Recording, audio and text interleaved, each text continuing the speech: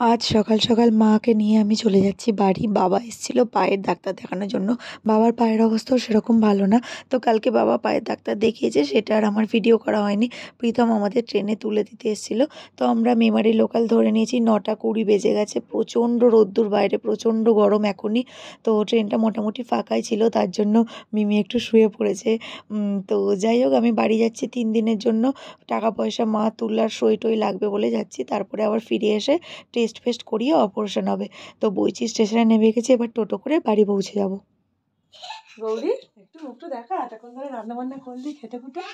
এত রোদ্দুর এলাম, এসে দেখছি কারেন্ট নেই আমাদের। মানে কি বলবো, আমাদের এখানে এই যে কারেন্ট যাওয়ার স্বভাবটা, এই জিনিসটাই আমার ভালো লাগে না। কি গরম, তার উপর কারেন্ট নেই। মিমি পালিয়েছে। তো তারপরেই আমি গৌরীকে ডাকতে এলাম যে চল খাবি চল, কারণ 2টো বেজে গেছে।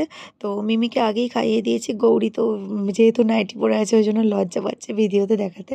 তো যাই হোক, দেখো গৌরী এই 2 মাস ধরে রান্না করছে মোটামুটি। তো আজকে করেছিল ভাত, ডাল, এঁচোড়ের তরকারি, ডিমের ঝোল আর মাছ। তো তারপরেই দেখো একটুখানি ঘুমানোর পরেই বিকালবেলা চলে এসেছি এসির দোকানে। বাবা যে দোকান থেকে এসি কিনেছিল, এসিটা খুবই প্রবলেম করছে, মানে ঘরটা চিল ঠান্ডা হচ্ছে না। আর এখানে আমাদের পূর্ব বর্ধমানে বীভৎস গরম, মানে একদম দেখে বুঝতেই পারছো। তো যাই হোক, তারপরে এসির দোকানদারকে বলে বাবার দোকানে গেছিলাম। বাবার দোকানে মিমি একটা ছাতা নেবে বায়না করেছে। তো ওর তো যেহেতু পিঙ্ক কালার পছন্দ, তোমরা জানোই ওর সবসময় পিঙ্ক পছন্দ।